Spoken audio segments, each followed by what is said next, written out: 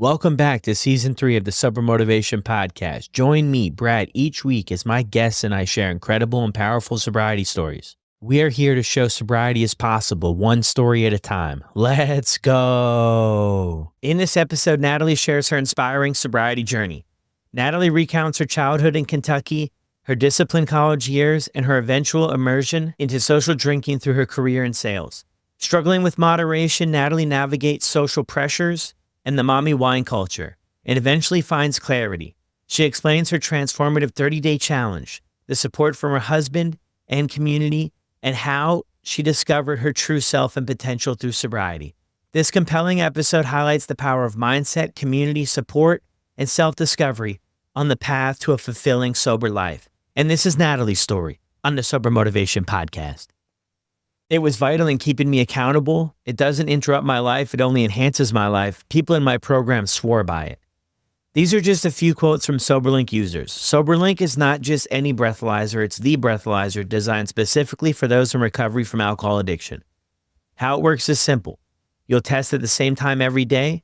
A built-in camera will take a photo during your test so it knows it's you testing. Tamper sensors will flag any attempts to cheat. And instant, easy-to-read results are sent directly to your loved ones because it's not just about proving you're sober. It's about sharing your success, establishing patterns of trust, and dispelling doubts with hard evidence. SoberLink, proof of sobriety at your fingertips. Visit soberlink.com/recover to sign up and receive $50 off your device. Welcome back to another episode of the Sober Motivation Podcast. Today we've got Natalie with us. How are you? I'm amazing. How are you, Brad? I'm well. Thank you for jumping on here and sharing your story with all of us. Thank you so much for having me. I'm excited. Of course. So what was it like for you growing up? Honestly, Brad, I had a pretty great childhood. I can't blame anything on my parents. No childhood trauma. So my mom and dad have been married 61 years now. My dad is 86 and still works full time. So I had to leave it to Beaver home. I was raised Southern Baptist in Eastern Kentucky. So alcohol was not in the house. It wasn't a thing. I have my older sister who's my best friend. We talk all the time. So born and raised in Kentucky, and then I now live in the Georgia area. Yeah, incredible. I was wondering that too, because before we jumped on, you said you're in Atlanta, but I was like, I don't know if that accent really lines up for Atlanta. So I was wondering if you were born somewhere else. It's interesting too. I talked with a few people from Kentucky, and there's like dry counties and stuff. Yes, absolutely. Yeah, and drinking just wasn't a thing. And then, from childhood through high school, I just was a busy kid. And I wouldn't say I was a goody two-shoes, but probably. So I was always focused on my grades and was a cheerleader. I danced. I taught at the school of dance so I could get free tuition. And then at 15, I started competing in pageants. And I think that brought on this thought of perfection and chasing that crown and winning and getting the gold star. And that's where all of that started. I actually competed through college. I got a full academic scholarship. I graduated salutatorian. Then through college, I still competed in pageants. So again, didn't fall in to the drinking culture that college kids usually do. So ironically for me, it was after I entered my real first big girl job. So I joke about how it's like small town girl falls into a big city job. And so at 26, I got my big city job. And that's when the social drinking started in the sales career, that hustle, work hard, play hard. And I started socially drinking to fit in. Yeah, I hear you on that. That's a pretty common story, I think, for people. I'm so curious to see how that you were able to fend off sort of that alcohol thing, because a lot of people who come here on the show and a lot of people I talk to at my story, things really picked up in college. There was less supervision. We were trying to find our way in the world. Alcohol seemed like an easy door to open to be in social circles. How were you able to stay focused on other things and not get into that? I think that's a great question. Honestly, say what you want about pageants and things, but I think the pageant world, like I was in the pageant world. I was competing at a very high level and dancing 5 days a week at that point in time. So drinking just wasn't a part of that world and who I was surrounded with at the time. So my circle, like birds of a feather flock together, my world was just a different world in college. I didn't have the true college experience is what I would explain. And I focused on school and dance and competing. Yeah. No, I love that. And I think that sort of structure and maybe accountability in a sense and striving towards something and having goals. A lot of parents I have 3 kids, but some of them are starting sports. But I think like in the teenage years, it's often, hey, get your kids in sports, get them involved with some structure, get them involved with everything that comes along with that. And then maybe you'll be able to avoid some of the pitfalls of just being bored and then getting into, trouble. So that seemed to help you out. Yeah. So college went good for you. I mean, you were right in there for the academics and all that type of stuff. Complete opposite of me. I was disastrous college student that just couldn't show up after a little while. So you get this first sales job, 26 years old, I think you said. Yeah. And what's it like though? Because you've never really, just from hearing your story there, it's never really been a part of your life. And then you get into the sales job. How does alcohol get introduced? It was just always available. So happy hours, it was encouraged. It was almost like it was part of the business. So you need to go to the happy hours to network, to be a part of it. So I showed up and started drinking and it's just bizarre how it happened. And I didn't really become, then it transitioned. I didn't really turn up the notch until later on. So basically, what's a normal drinker nowadays? Who knows? But I felt like at that moment, I was doing what my colleagues were doing. That's how I would compare it to. Yeah. And what did that look like? So just 5:01 p.m., happy hours at the bar and networking and dinner and more bottles of wine. And no one said no. Yeah. So therefore, I didn't say no. It was weird. Yeah. And I think it's too, I mean, in the beginning, for most of us, there's just not external consequences of any sort, or maybe even the internal consequences too. If you're just going with the flow and with what everybody else is doing and what you're seeing. And I've talked with other people as well about, that networking, that happy hour and networking at bars and restaurants, that's where you take a lot of meetings, maybe some other people shared. Sure. So it just fell into the social drinking atmosphere and I liked it, I thought. So I just fell into that and became my thing. Started out with the easy stuff. I wasn't a wine drinker yet. Yeah. So where do you go from there? So let's see. From there, I'm having a great sales career. Living my best life, I would describe it. No issues, no rock bottom. I think that's important in my story. There was no big dramatic moment. But what's interesting is I married my husband in 2008. So here I am, this single working girl. Then I married my husband who has 3 kids, which that was not expected.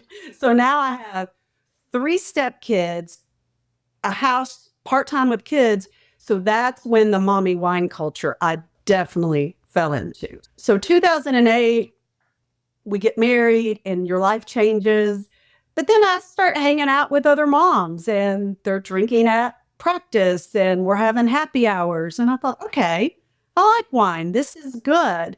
And things were going pretty good, Brad, for years. Again, no rock bottom, nothing dramatic. But what's interesting, when I thought about my story and I was outlining what happened, something must have happened because I just had that gut feeling. And I know some of your other guests have talked about it, but there's this gut feeling that something's not right. But yet I look around and think everybody else is normal. Then what's wrong with me? And there's just something in your gut that says something's wrong. In society, it's so you're an alcoholic or you're not. And that's how, unfortunately, society puts on us. So therefore, if I wasn't normal, I must be an alcoholic. So in 2015, for whatever reason, I went to an AA meeting. And unfortunately, that AA meeting fueled me even more because what happened, Brad, is I walked out of that meeting thinking, oh, I'm not an alcoholic. I'm good. That's not my jam. I mean, I loved everybody I met, amazing people, but it just didn't resonate. Me standing up and saying, I'm Natalie and I'm an alcoholic didn't resonate. I couldn't find my way. So I left that meeting, meeting great people, but yet fueled me that what I was doing was still in the normal category. And that was 2015. So I just think back to that part of my life. Like, why did I go? Why did I do that? So something obviously was gnawing at me, but I kept pushing it down, kept ignoring it. So before COVID, here comes 2018. So I am a balls to the wall personality. I do everything 1000%. So here I am, married. My husband's very successful. We're this power couple. I'm killing it as a wife, killing it as a stepmom, killing it at my day job. So, what's the best idea? I should have a side hustle. So I start researching side hustles in 2018. Brad, you're not going to believe this. There was a company that you could sign up to sell wine as a side hustle. So I was like, oh, this is perfect for me. So that's when Boss Lady Wine, which used to be my Instagram handle, that's when Boss Lady Wine was born. And what is crazy about that time is my Instagram feed totally fueled the mommy wine culture. It was the funny memes about corks are for quitters. And if you're drinking alone, as long as the dogs are there, you're fine. And all of these excuses to give us as women and moms, stepmoms, permission to continue what we're doing. And so I did that. And then COVID hit. So I was killing it in my sales hustle because then, people were ordering wine. So now I'm getting paid for the side hustle and I'm getting cases of free wine delivered to the house during COVID. Wow. So that's when things turned interesting. And I don't know where the line blurred when I went from, just hosting these wine tastings and having wine on the weekends to then I was every day a glass of wine, 2 glasses of wine, then a bottle's not doing it. So I might crack open a second bottle because, I have all this free wine laying around. So it's just interesting when that happened. So then after COVID, my husband goes back to traveling. The world gets back to normal. Oh. And so he has no clue how much I'm drinking at this point in time because he's gone a lot during the week. And but at this point, the kids are borderline out of the house. So I'm alone drinking. And a lot of people don't know that about my story. And I'm happy to share it now because I think it's important. I was stuck in a routine and I was stuck in this habit and I didn't know what to do, quite honestly. Yeah. Thank you so much for sharing that. Going back to when you went to that, I think you said it was 2015, the first meeting. So you had something, there was some voice whispering to you somewhere. Obviously. But again, I think it's that societal pressure that you're normal or you're not. So therefore, if you're not, and I'm Googling, am I an alcoholic? Praying for the answer is going to be no. And then, AA is the reasonable answer to that question. And so now I realize that's not the only answer. But at the time, that's all I thought and knew. And it scared me. But yet I pushed it all down and kept it moving.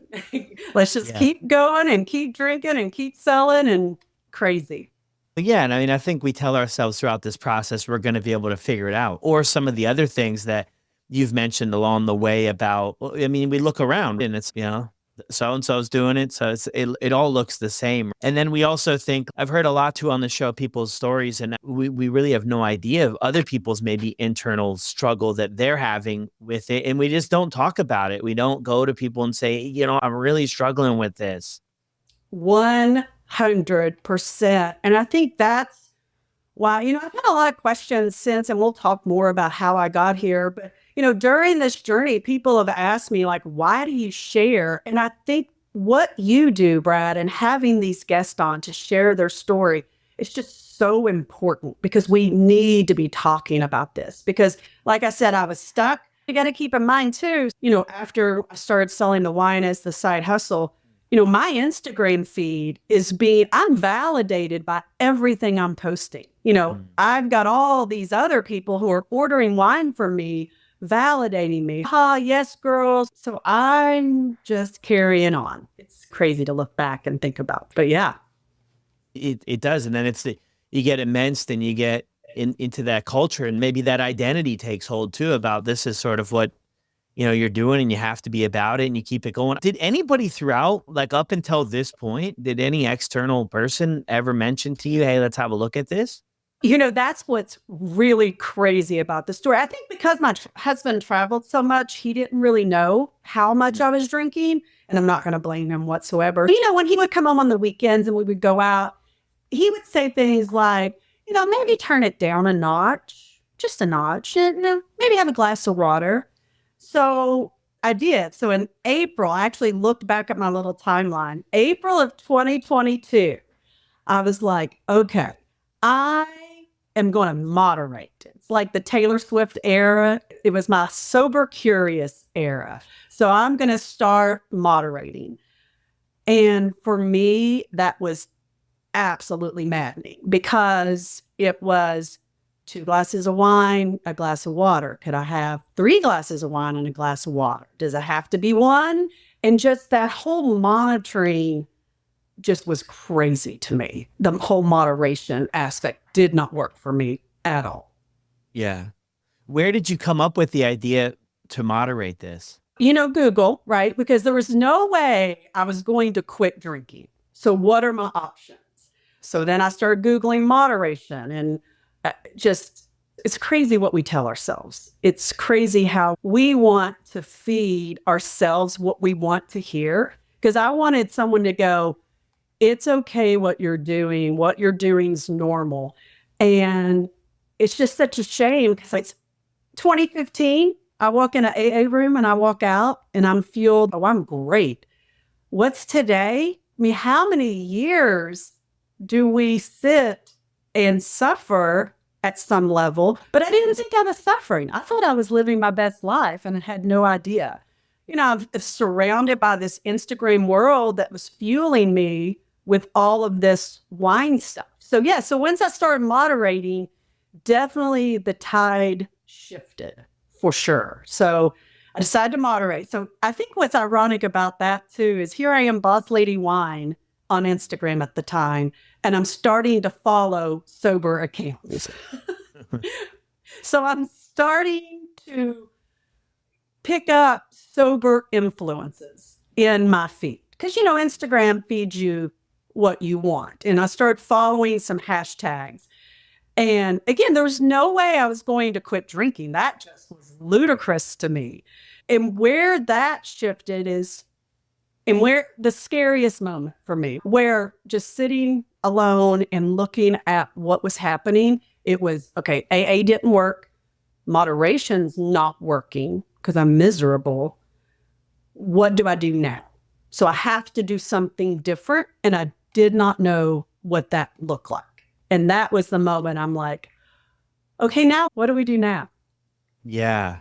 Well, yeah, I mean, it's progressive, right? I think for a lot of people, they share a story of even hearing how things have slowly over years, over time, gotten you to this spot. I'm wondering too, when you're going through this moderation spot and you're saying you're terrified in a sense of quitting completely. I mean, what feelings and thoughts were attached to that about you having or choosing to quit completely? What was so scary about it? Because wine was to your point, I had built this persona on Instagram of Boss Lady Wine. And I felt like wine was a part of who I was. All the funny memes, that whole mommy wine culture, that was me. My whole feed was literally fueling the mommy wine culture and encouraging more moms and women to drink, and how funny it is, and 9 to wine. And then when I started moderating, I was miserable because number one, I didn't want to accept that I couldn't control it, because I am such a successful person, and everything I do, I accomplish it. And I think back to the pageant era, like accomplishing that crown, I wasn't winning and I couldn't figure it out why. So that moderation was not working. I think what's interesting now, looking back, I know more. When you know better, you do better. There's a fascinating article that Gretchen Rubin wrote, and it's not about drinking. It's actually just simply moderators versus abstainers. And you're either one or the other. And I'm definitely an abstainer. I have to abstain. There's no one piece of cake. There's not one chip. It's going to be the whole bag. So I think that was the same thing with drinking for me. And where it really switched was I was following, and you've had her on your show, Jen Hurst was who I was following. And she's all sober. So I'm looking at her thinking there is no way I can do what she does. And deep down, honestly, I was quite jealous of her because she was happy. She's living her best life. She's not drinking. How does she do that? She offers these free Tuesday calls. So I dialed in anonymously with no camera. And I thought, I'm going to see what Little Miss Sober is all about. And we are still friends to this day. So we joke about it now because I literally dialed into this call, scared to death, not knowing what to expect. She had a guest speaker. Brad, it was like watching two ladies talk in a foreign language. They were talking all of this sober stuff, and I had no idea what they were talking about. And they were using terms like quit lit and TLC and Lauren McCowan. And I'm like, who are they talking about? I'm, lived a great life. I've never heard these people. Mm-hmm. So my life changed truly after that call. And I still talk to the speaker to this day. Her name was Ketsia. I messaged her immediately after the call. I'm like, I don't know how you resonated with me, but she did, her and Jen both. So as soon as I hung up that call, my number one thing that was key to my journey was mindset. I knew right then I had to do something different.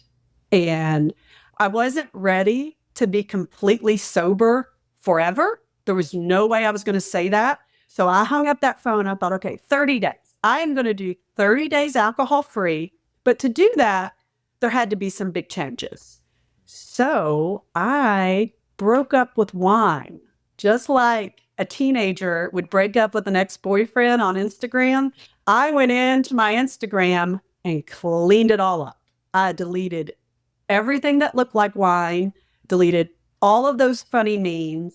I just broke up. I was like, I'm done for, again, temporary, 30 days. Yeah. That's what I'm going to do. And that's what I did. I quit the wine business, everything after that call. I mean, that's crazy to think about. Yeah. Yeah, I'm with you. And that's, the difference that I think it can make, right? Is when we're stuck in it, it feels like we're losing so much. If I give up the wine, like this is what maybe relationships, maybe it's not going to be any fun, or this is, I've worked hard, play hard. So now I'm working hard. What am I going to do to relax in the evening? And in your story and so many others, I think we get used to that cycle. We get used to that cycle and that relief that like it does provide maybe in the beginning a lot longer. But what you often hear from people is that relief that might have at one point lasted for a couple of hours starts to dwindle down to 30 minutes because once we start drinking, then it's so hard to stop. So we enjoy that first sip. But then after that, now we're in this battle between our ears of like, when is this going to end? How am I going to wake up tomorrow? I've got all these responsibilities to do. And I think for a lot of people, it just really takes out the pleasure, little bit of pleasure that may have been possible. And then you just, the next day, I don't know if you ever went through this, but tomorrow I'm not going to drink. I'm just not feeling good today. So like tomorrow, I'm going to take tomorrow off. And then we just break those promises with ourselves. I mean, for a lot of people for years. Brad, it's so true. Even my journey. So 2015, I walk in an AA room, I walk out. And then 2022, I'm moderating. And then finally, I decide to quit October of 2022. Like that. And then I started drinking probably 2000. So you're talking 22 years. That just blows my mind. So that's why I like to talk about my story. And I love what you do. And I know you're involved with Sober Buddy as well, which I think the community piece is key. And we'll talk about that. But when I quit drinking, that's another thing I think that was interesting. So once I made up my mind and I quit, it was interesting, the responses. Now, at the end of the day, I'm grateful because I've kept my same friend group, but it's because of how I was able to deal with things. Because when I first quit drinking, I had friends that literally made fun of me and said, there is no way you can do this. I am so grateful for those friends, Brad, because there was something inside me that was like, why can't I do this? And they were like, oh, there's no way. If anyone can do it, there's no way you can. For whatever reason, thank goodness that some of those friends said that to me, because that's what drove me to do the 30 days. So I did it. So within those 30 days, I talk about mindset, which is key. And then from that call, they talked about this quit lit, which I didn't know what that meant. So obviously it's the books around sobriety. I think I've read every book now, but I had in order. There was a few books that I read in order that were key to my journey. So I dove into those. And so once you start feeding your brain and feeding your mind, if you just open your mind to learning something new, it's so fascinating. And then music. I got into music. I created a new Spotify playlist. And then Charles Kelly, who's from Lady A, I don't know if you know this, but you probably do. So he came out with this song, As Far As You Could. And it was his goodbye letter to alcohol. And at the time he wrote it, he was 6 months sober. So then here I am going, oh my gosh, sober is cool. So now I'm following celebrities like, what, were these people sober before me or are they sober because of me? Like, it was so funny when I immersed myself in the culture, how in the culture of sobriety is what I'm saying. And when I talk about it being a different language, it was. I went from a drinker to a non-drinker. And some of the people around you, when you make this choice, they don't know how to act around it. And that's okay, right? Because you got to give people time to catch up. I got a lot of questions on Instagram. So let me get this straight. And I quote, so you quit drinking? So you're not doing wine anymore? And I'm like, yeah, it's just frustrating. So I quit, did the mindset, did the books and the music, did all the stuff. And then the community piece is key. So I built a community on Instagram with sober women, and I logged in. I did the Luckiest Club. Like I said, you do Sober Buddy. I know there's other things. Everybody, you have to find what works. That's the crazy thing about this journey. Not everything's going to work for the same person. Meg Geiswhite, you've had her on your show. She wrote Intoxicating Lies. That book absolutely resonated with me. That gray area drinking. Yeah. So it's just, once you dive in and you start seeing all this stuff, I couldn't unsee it. I couldn't unlearn what I was learning. And then the science behind it, I think because I majored in pre-med and I had a medical background, the science behind alcohol and what it does to your body. And I mean, there's an amazing podcast with Huberman Labs that I just fell in love with. And Annie Grace and This Naked Mind talks about a lot of the science. Once you learn all this, I couldn't unsee it. I couldn't unlearn it. It's like pulling the curtain back on the Wizard of Oz. Here I am seeing the wizard and it's alcohol. What do I do now with all of this information? I mean, literally immersed in 30 days, Brad. Crazy. I did more. I've had literally sober coaches tell me I did more in 30 days than most people do in the first year of sobriety. But that's how I do things. I'm balls to the wall, baby. Let's go. Let's jump in. Let's do this. So what was crazy in my journey too, at 60 days, we were supposed to go to Key West.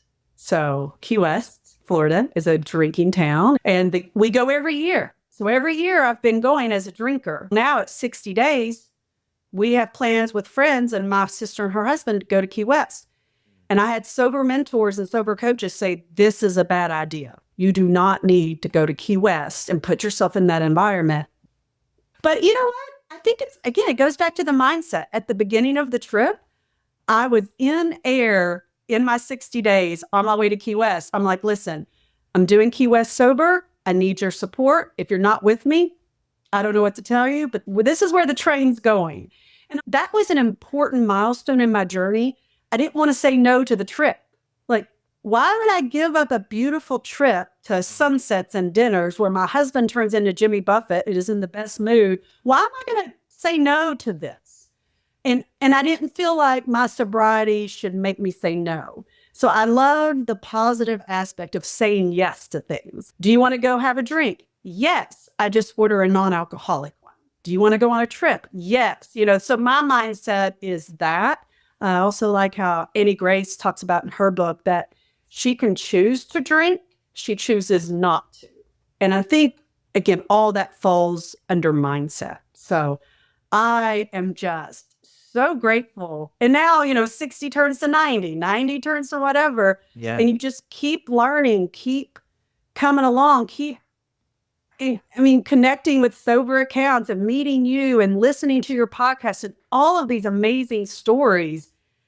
And what I love about the sober community is when I started sharing my story, sober people would go, "Oh my gosh, that's all? Like you were just drinking 2 bottles of wine? Girl, that's nothing. Like I was drinking so much more. I was doing this and I went to rehab 4 times." And I think what's beautiful about sober journeys is everyone's journey is different. But when we get to the end, bottom line is every day, we're just trying not to do drugs or drink or whatever your thing is. And we're all just trying to live our best lives and stay sober every day. And I think that's phenomenal what brings us together. Yeah, so true. I love that. Yeah, everybody's journey. I mean, every story's got a little bit different flair to it. Looking back to there in the first 30 days, you really get to work on this whole thing. And that's maybe your personality and how you do things as well as go all in. But I mean, 22 years you mentioned before of drinking. I mean, in one way or another, do you feel like that was preparing you to get in there and really make something of this? Because you tried other things, right? You did the AA, and I don't know, you tried the moderation. I don't know if there was anything else in between there, but do you feel like that was preparing you to really get in there and 100%. You're so correct. Everything I did up until October of 2022 was leading me on this journey. And I just couldn't figure out my way. And everything led up to that. And then once I jumped in, all in, and again, it was 30 days. I thought, okay, Natalie, it's just 30 days. You can do 30 days. And to your point, Brad, how many day ones did I have? A lot. How many times did I wake up and go, okay, today I'm not going to drink. And then 5 o'clock, I'd have a glass of wine. And so I still love happy hours. I just love something else. I still have a wine glass. I just put something else in it. That's why I love the say yes to whatever, because I like the positive spin on it. And what's crazy too, so I was Boss Lady Wine. When I first quit, I didn't switch immediately to my new handles, Boss Lady Zero Proof. But I wasn't ready for Boss Lady Zero Proof when I quit drinking. I mean, oh my gosh, there's no way. I wasn't ready for a lifetime of sobriety. There was absolutely no way. So that was a transition also to wrap my head around, who am I? Now, who am I without this wine in my hand? Who am I now? Who are my friends now if I don't drink? Is my husband still going to like me? I mean, who am I? I mean, I thought about Christmas one year. For Christmas, my kids got me some gifts. Every single gift was related to wine. And now I look back and it breaks my heart, but that's all I was and that's all I knew. What was really a great part of my journey too is I met a friend of mine, Kathy, on Instagram. And now we've created a little group called Sassy Sober Living, and we host live happy hours in the Atlanta area. But now, starting next week, we're going to do virtual events every month. And Amanda Kuda is going to be on that. She wrote Unbottled Potential, which is an amazing book. It's basically the concept, you get rid of the alcohol, what can't you do? What is your potential when you remove the alcohol? So it's just, that's what I focus on now. So I think this transition of Boss Lady Wine to now I'm Boss Lady Zero Proof. Now I've got this thing with Sassy Sober Living. Who would have thought in this short period of time, I'll be 2 years in October, that all of this would have happened? And I'm just so grateful for all of it.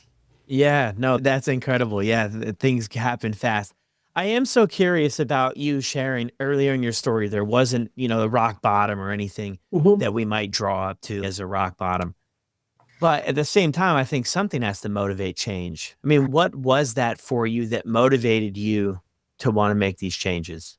Again, it's that gut feeling that I wanted to be I didn't like that my husband would say, "Oh, come on, babe, can you just have one?" I felt like that was a nag. And then it was like a vicious circle too, because then it was like, why can't I stop? Why can't I just put the wine bottle down? Why can't I just be normal like everybody else? And I think that was the other problem that kept me stuck, was there was no rock bottom. For me, it was just so fluid. There was no big dramatic episode to say, okay, now you have to change. Does that make sense? Yeah, no, it does. And I mean, I always wonder that too.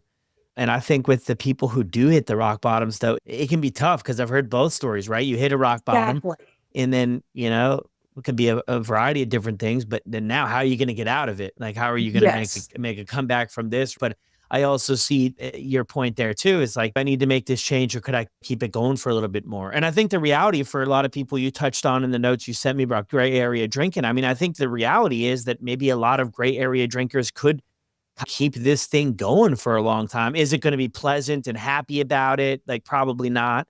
But you could also, make excuses and come up with the reasons for it and get involved with other people. So it feels like this is normal. It's so interesting too, right? About when I think to people in my life and just over the years who drink, quote unquote, normally, or basically don't drink at all. Really. I mean, there's a lot Right. of people who fall into that category. And I'm just thinking like I was in my journey of addiction, I was probably never that. I was probably, it was more like hiding things or how could I disguise it or make it appear different than it was. So I didn't sort of stand out like a sore thumb.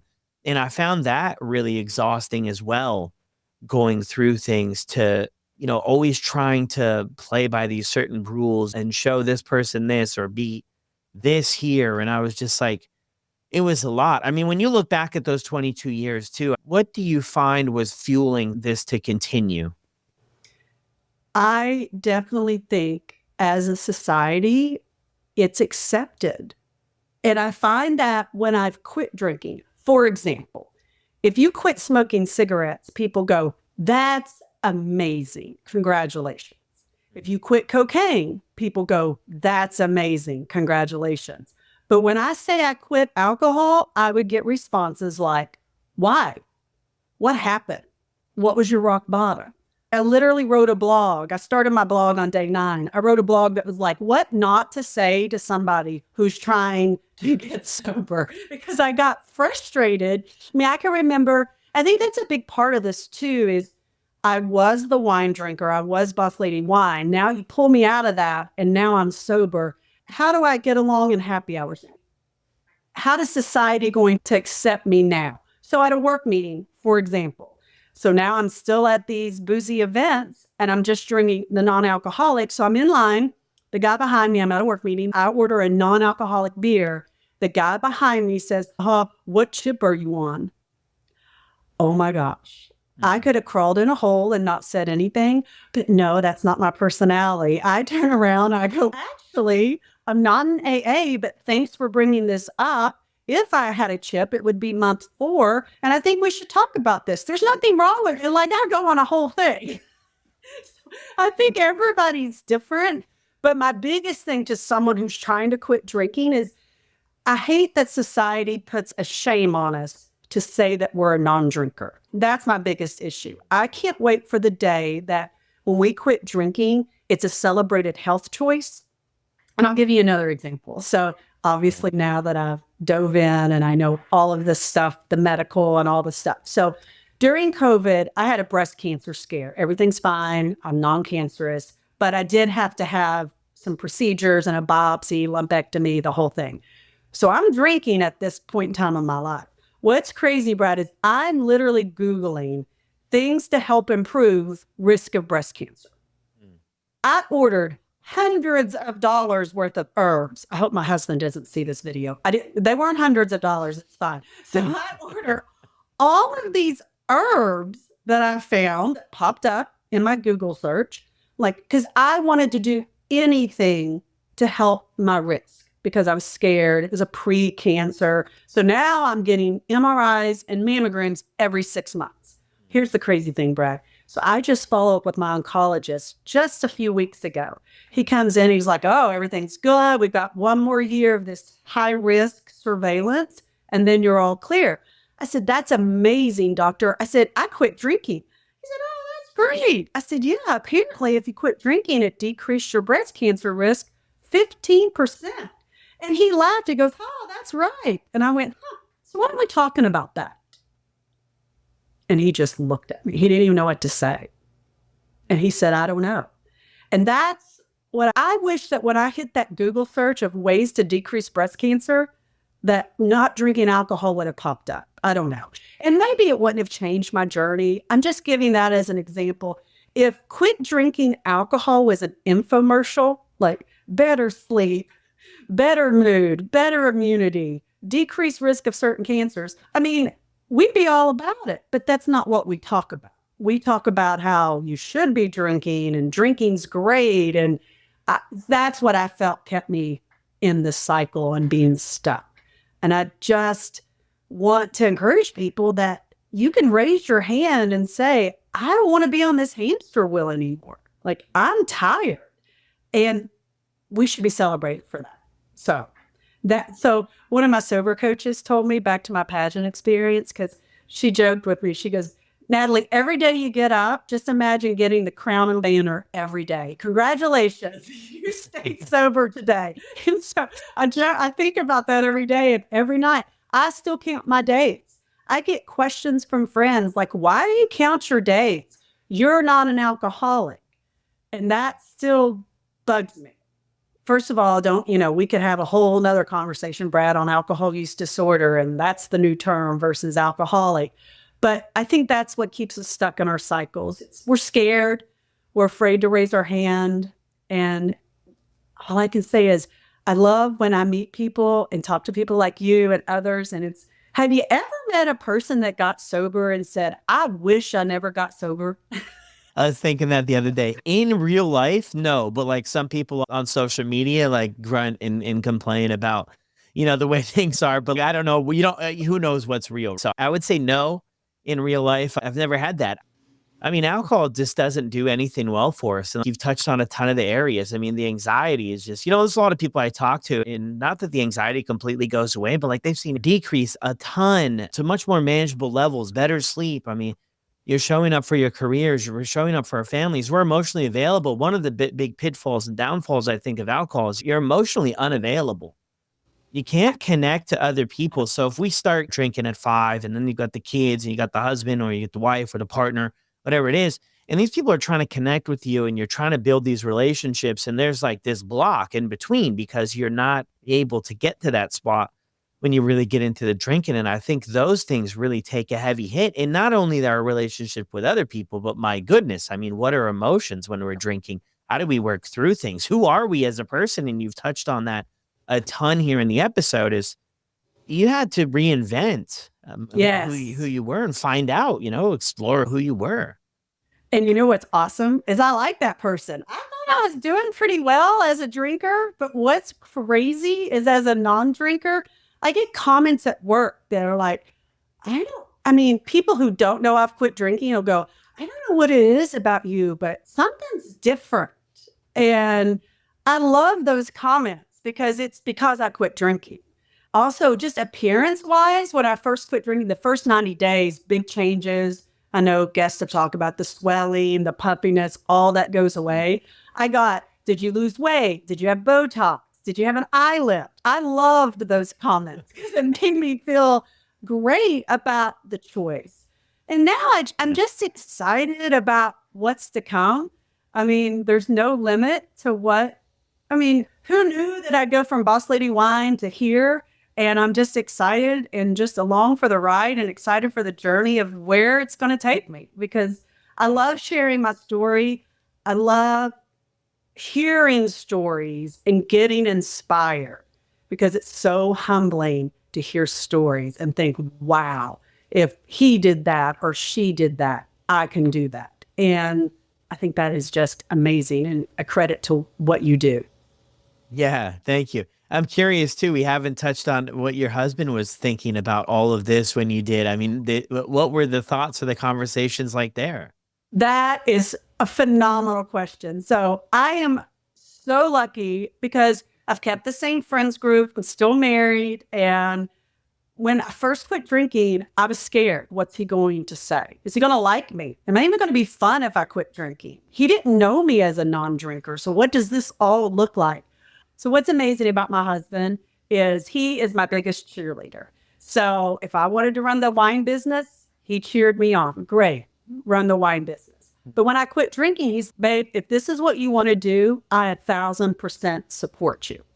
He didn't quit drinking, which I also think is interesting because everybody's journey is different.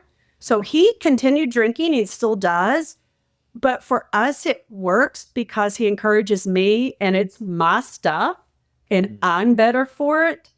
He knows it. Our relationship is, I think it's better. I don't know if he would admit that, but I think it's better just because I have a clearer head. I have more patience. There's so many benefits to not drinking.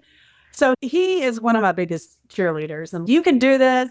He knows I'm on the podcast today. You're going to do great. Just be yourself. I mean, amazing. And I couldn't be more grateful. And friends, the same thing. I have friends that were surprised I quit drinking, but now they love when I tell what's happening and when I share that I'm going to, oh my gosh, I'm going to be on sober motivation. And they're so supportive of my journey. But I think it's because I was very vocal about my journey. I think that if you don't feel confident in sharing your journey, you have to suffer alone and you don't have to. You know, for a work meeting, one of the first things I did was tell 2 people on my team, I'm going to need your help if I look uncomfortable or, you know, I only shared with 2 people because I wasn't ready to share with the group. But I think that's key. And once you get your cheerleaders and your posse and your squad, and then you meet a whole sober community, I mean, it's just, I'm very grateful. Oh my gosh, I hadn't really thought about that, Brad, until you asked me about my husband. So yes, amazing, amazing journey. Thank you. Yeah, that's incredible. And those dynamics too, you hear quite often, right? Where a partner might continue drinking, but I think what you mentioned there is the most important thing of all of this is, hey, this is something that we've got to figure out, that we've got to work on for ourselves. And I think it's interesting too, in hearing your story, and you might have mentioned it in one of the notes we had before, but I think people who have a story like yours, and I could be wrong here, struggle at times with sharing it because it doesn't have some of those maybe parts that we feel like, hey, these are required or something. And I mean, I really appreciate you sharing this story because I know, I mean, just in my own life, I know that there's countless people in my own life that are right here and they're keeping things together. They have one foot in and one foot on a banana peel. And at any point in time, things could fall apart. And I think if we carry on, then we obviously open ourselves up more consequences or, you know, maybe more things happening in our life. And I really appreciate the stories where you're able to maybe get off the train a little bit earlier in some sense and really make these changes. But in your story too, motivating and inspiring that you jumped in and you're willing to do what you had to do, because it's sometimes you talk with people who want to get sober, Natalie, they want to get sober. You know, they're spending all their money on alcohol. I mean, if you go out to a bar, like after COVID, everything went through the roof. I mean, what does it cost you? 100, $200 a night, 50 for an Uber, you know, so you're 500, $600 a weekend. And you suggest to people that, hey, maybe you could invest in a gym membership, or maybe you could go to therapy. Oh no, I can't afford it. Can't do that. Can't do anything.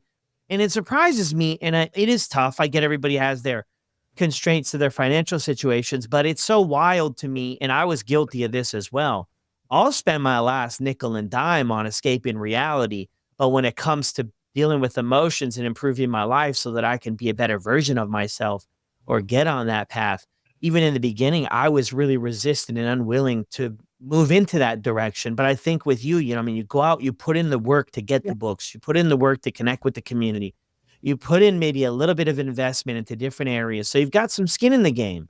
And I think that there's a lot of people maybe starting out where it's just maybe easier and makes more sense to keep going. But my advice for people is get a little bit of skin in the game in one way or another and start showing up. And like you hit on too a bunch of times, and I'm a huge believer, community. I mean, without it, it's extremely difficult. I'm not going to say it's impossible. A lot of people do it. Right. But a lot of people, if they get 90 days, they say, I was just holding on for dear life. And once I joined the community, the rocks fell off my back. And yeah, just so many different thoughts about the way you went about it to why I think that you're coming up on 2 years here is you went into this and you outed yourself too, it sounds. And, I think everybody has a different comfort level with that Yes. because we're worried, right? If I tell so and it doesn't work out, I feel this way because we're not used to working through feelings or dealing with the uncomfortableness of them. But I think they can be very beneficial by telling people that you feel comfortable with, maybe a handful of people, Yes. and say, hey guys, I'm gonna need some help on this, I think Brad was so true, and I didn't really dive into it, but you just reminded me.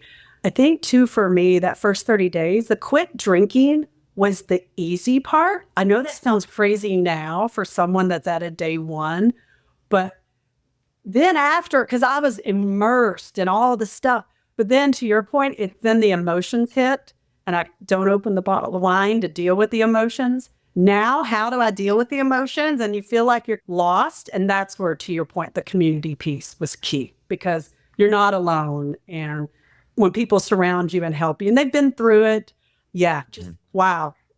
Wow. I really haven't. I've shared my story a few times, but it hits different. So it's amazing. So I'm just, wow. Thank you for letting me share. Wow. Amazing. Yeah. Of course, I had one post I post up every now. If you want to find out why you're drinking, quit drinking. Because then you're gonna get to all that stuff, right? Once you remove the alcohol, then you're gonna start to figure out at a deeper level about what is actually going on, and then you're either gonna continue on the path or go back. I still get messages. So I made a post. On Instagram, I'm very vocal. On Facebook, that's a little bit more family and personal. But I got the guts to share something on Facebook the other day, just because somebody made a comment about cigarettes and I just got frustrated. So I went on Facebook and put a little post out. And I was shocked the messages I got from that. They're like, oh, I didn't know you were an alcoholic. Oh, I didn't know you hit rock bottom. But then those messages, that's fine. I got other messages that were like, oh, I haven't drank in 10 years. I haven't drank in 5. I quit drinking last week. I quit drinking because my medicine. So it's amazing when you open up the beauty of what you get back. That's the other thing, of the beauty to your point of sharing with a handful, because you don't know who you could be inspiring along the way. Yeah, that's so true. I hear that a lot. It'll come out one way or another and somebody else will relate with you. Hey, that's what I'm on. Or other people might confide in you and share, Yes. hey, I've really been struggling myself, just because the numbers, right? I mean, the numbers of people that are in that in-between area and are struggling is just massive, it's really massive. And I think it's just beautiful story too about what you shared there about saying yes to things. I mean, the reason we're doing all this is to really start living again, right? To have a life. Absolutely. So I wasn't going to let sobriety hold me back. And I still don't say forever. I know it's forever, but for me, it's just, I'm a non-drinker, and whatever that looks like is what it looks like. And people can make their assumptions. And I'm just happy to be here and share the story. And just, like I said, just so grateful for all of this journey and the people I've been exposed to, because I wasn't on the right track, and who knows what that would have looked like, and just grateful I got here. Yeah. I want to ask you quickly, a lot of people, like women that come on the show specifically, talk about this with discovering wine thing. What is that all about when the game I feel like on my end that the game kind of changes there for them? It's something about the wine, wine tastings. It's very socially acceptable. I mean, I can remember when neighbors would move in, I would take wine. I wouldn't even think about somebody being a non-drinker. Why did I take them a pie? That's crazy. So I just think it's that society thing that we fell into. And COVID, obviously, that made a big difference for women working from home. Happy hours got earlier when you're working from home, those types of things. But yeah, I think wine, this perception that wine is sophisticated and, the sommeliers and that type of thing, which I fed into. And now I realize, yeah, no, alcohol is alcohol. It doesn't matter if it's a 200 bottle of wine or a $5 bottle. It's going to do the same thing. And I try not to get on a soapbox, because you and I both could do a whole podcast about all the bad things about alcohol. And I have to be careful when people just, every day ask me about why'd you get sober or why'd you quit drinking. I have to be careful what I share because they might not be ready for what I have to say because I can say a lot. So I have to know my audience to go, what's the question here? But I'll share as much as anybody wants. I mean, I get a lot of messages on Instagram that I am just so grateful because I think about the strength that it takes for the woman on the other end to send me a message and say whatever they're thinking, because I was that woman. I was scared and nobody knew where I was. Nobody from the outside looking in, you would have thought everything was perfect, but you got to listen to your gut. Got to listen to your gut. Interesting thing there that just sprung another thing. I mean, everything on the outside looking in looks perfect, but how did you feel going through this on the inside? Awful day, especially on the nights where I drank too much. I'd get up and beat myself up, and then you've got to, whatever Monday morning, you got to regroup, and the anxiety of it all, and just, oh my gosh, the vicious loop of all of that. I was tired. And I will be honest, about 6 months into sobriety, I got a little sobriety burnout. I'm not going to lie. I could bring it down a notch on my sober stuff too. Because I was just like balls to the wall, sober everything. And I'm like, okay, I need a break. So now, fortunately, I'm finding that balance of how I want to live and with the balance of being happy and balancing the triggers of drinking. Because does it still happen? Sure. But I have the coping mechanisms to work with it. So it's not like it used to be at all.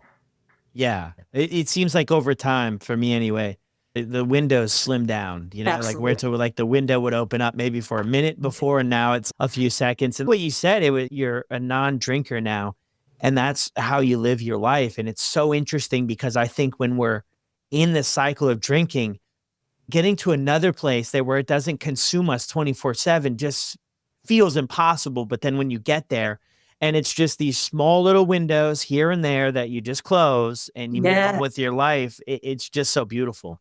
Oh my gosh, Brad, oh my gosh, you're so right. And I have to share a quick story. So I was at a big work meeting a couple of weeks ago, and usually I go to dinner and I skedaddle because I actually like to have Starbucks hours. I get up early, I go to bed early.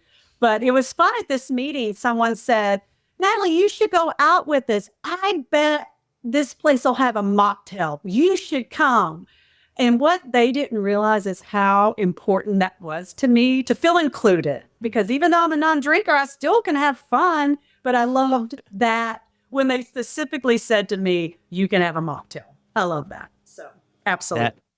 Being included is what, I mean, we as humans, we want to be included, we want to be a part of things. When we quit drinking, we don't want to be like somebody that people, walk on eggshells around about, oh, we can't, it's sometimes can we have alcohol? It's like, I've got to take responsibility for me.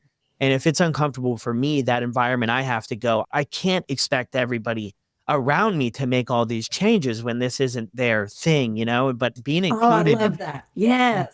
Being a part of things are cool. Let's wrap up with this, if that's okay with you. Sure. If somebody's listening to the episode right now and they're struggling and they're, somewhere in those 22 years where they're struggling, what would you say to them? I would just, first of all, be gentle with yourself, be patient with yourselves. I think most of all, just open your heart and mind to what's available and dive in and start reaching out to resources. Send me a message. I'll help you navigate. But I just think it's important to breathe and know that it's okay and there is light at the end of the tunnel. Because I truly could have not imagined that I would be a non-drinker. I can never imagine sitting here talking to you about sobriety. So just embrace that and know that it's possible and people do it and it can be done. Yeah. Beautiful. I love that. Yes, it can be done. You're an incredible example of that, as are so many other people. And so that's right. Get plugged in. And I think even hearing your story is that big hurdle was joining that first call. And log into your podcast because you hear all of these amazing stories. If someone can just take one little thing away, the more they listen to the people sharing, hopefully you can take all the nuggets and you can find what works for you. That's the beauty of what you do. That's what I love. All the different journeys, for sure. Yeah. Thank you so much for sharing everything with us today. Thank you, Brad. It was awesome. I appreciate you. Thank you. Have a good day. Well, there it is, everyone. Another incredible episode. Thank you so much, Natalie, for jumping on here and being willing to share your story with all of us. If you enjoyed this episode or were able to connect with any part of her story, be sure to send her a message over on Instagram, and I'll drop that information down in the show notes below. If you're enjoying the podcast, be sure to drop a review on Apple or Spotify, and I will see you on the next one.